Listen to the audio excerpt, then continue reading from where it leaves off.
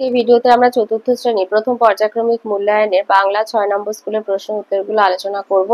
একের কতে দিয়েছে নুরু সফিরা দুপুরবেলা ঘুমায়নি কেন? দুপুরবেলা বনভোজনে যাবে বলে দুপুরবেলা ঘুমায়নি। খ ছাগলছানা ষাঁড়ের সঙ্গে কেন বনে গিয়েছিল? ঢের ভালো ঘাস বেশি করে খাবার ইচ্ছায় বনে গিয়েছিল।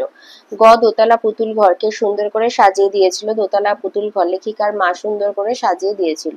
ঘ মালগাড়ি কবিতাটির কবির নাম লেখো। প্রেমেন্দ্র মিত্র।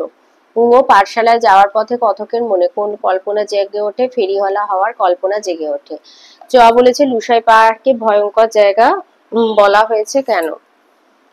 লিখবে লুসাই পাহাড়ের ঘোর বনে মানুষের নামগন্ধ নেই, শুধু জানোয়ারের কিলিবিলি, আর সন্ধ্যার পর পা ফেলতে গেলে মনে হয় এই বুঝি বাঘ মারালাম।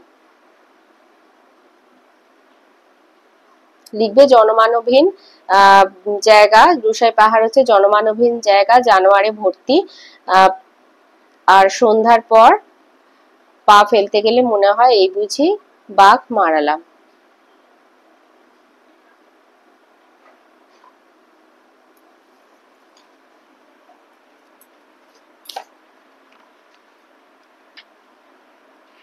বা লিখতে পারো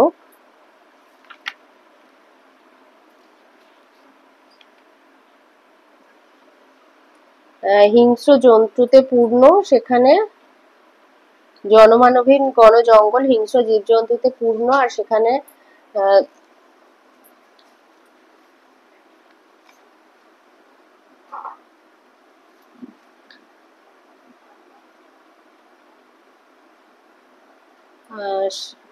এই যে বেলা ৯টা-১০টার আগে আর সূর্য দেখা যায় না।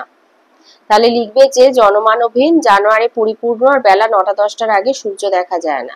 তাহলে কেন হচ্ছে লুসাই পাহাড়কে ভয়ঙ্কর জায়গা কেন বলা হয়েছে? না সেখানে লুসাই পাহাড় জনমানবহীন, জানোয়ারে পরিপূর্ণ, আর বেলা ৯টা-১০টার আগে সূর্য দেখা যায় না, ঘন অন্ধকারে ঢেকে থাকে, তাই জন্য ভয়ঙ্কর জায়গা বলা হয়েছে। ছতে রয়েছে লুসাই পাহাড়ের বিস্তার কতখানি জায়গা জুড়ে? ৬৫০-৭০০ বর্গমাইল জায়গা জুড়ে। বর্গিঞ্জা বলেছে বিচিত্র স্বাদ কবিতাটির কবি কে? রবীন্দ্রনাথ ঠাকুর। ঝ পাঠশালায় শব্দটির একটি সমার্থক শব্দ বিদ্যালয়। ইঙ সেই নতুন বাড়িতে কিসের অভাব ছিল না? খেলার সাথীর অভাব ছিল না। দুয়ে দিয়েছে শূন্যস্থান পূরণ। ক কোদাল দিয়ে মাটি কোপায় মালি বাবুদের ওই ফুলবাগানের মাঝে।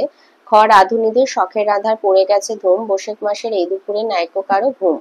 গ ওরা শুধু পৌঁছতে চায় ছুটে, আমার সুখ তো অশেষ চলতে পাওয়া। ঘ চাঁদ শেখালো হাসতে মিটে মধুর কথা বলতে। আকাশ আমায় শিক্ষা দিল উদার হতে ভাইরে। চ সূর্য আমায় মন্ত্রণা দেয় আপন তেজে জ্বলতে। তিনে আছে বেমানান শব্দটি লেখো। আছে এটা উঠান করবে। কয়েক উঠান, ক্ষয় করবে আলমারি, গয়ে রাস্তা, ঘয়ে তাঁবু। চারে আছে এলোমেলো বর্ণগুলোকে সাজিয়ে শব্দ তৈরি করে, এটা হবে আয়োজন। কয়েকটা হবে আয়োজন, ক্ষয়েরটা হবে অনেকক্ষণ, এটা ছোটখাটো, গ হবে ছোটখাটো।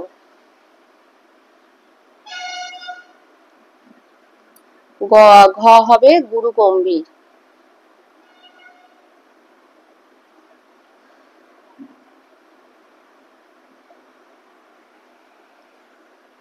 পাঁচে দিয়েছে সন্ধি বিচ্ছেদ করো, রত্নাকর রত্নযুক্ত আকর।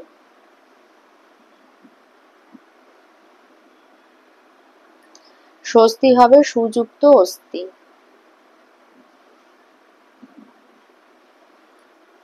ছয়তে দিয়েছে বাক্য রচনা করো, বাগিচা, নিমন্ত্রণ, কোদাল আর রেলগাড়ি। আচ্ছা বাক্য রচনা। ৬ ক বাগিচা, ফুল বাগিচায় বিকেল বেলায় দাদু আর আমি প্রতিদিন ঘুরতে যাই। নিমন্ত্রণ, নিমন্ত্রণ বাড়িতে পেট ভর্তি করে খেয়েছি আজ।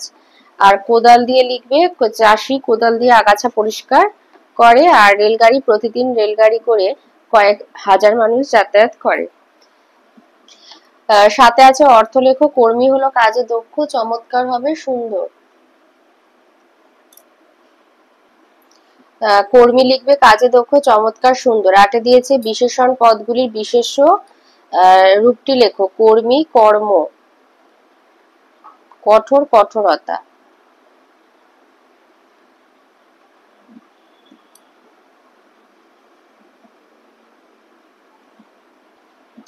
নয়তে আছে নয়ের কতে বলেছে অর্থযুক্ত বর্ণ সমষ্টির নাম হচ্ছে শব্দ। ক্ষয় বলেছে স্পর্শ বর্ণের সংখ্যা 25টি। 10-এ বাক্যগুলি ঠিক হলে রাইট চিহ্ন আর ভুল হলে কাটা চিহ্ন দিতে বলেছে। ক বলেছে অ থেকে ও পর্যন্ত বর্ণগুলি স্বরবর্ণ রাইট, আর খ বলেছে অ হর্ষই হর্ষৌরি এগুলো দীর্ঘস্বর ভুল। 11 দিয়েছে চলিত ভাষায় রূপান্তরিত করো, দিয়েছে বাক্যটা যে তাহারা এই আশ্রমেই থাকতেন, লিখবে তাঁরা এই আশ্রমেই, তাহারা এই আশ্রমেই থাকেন, তাঁরা এই আশ্রমেই থাকেন।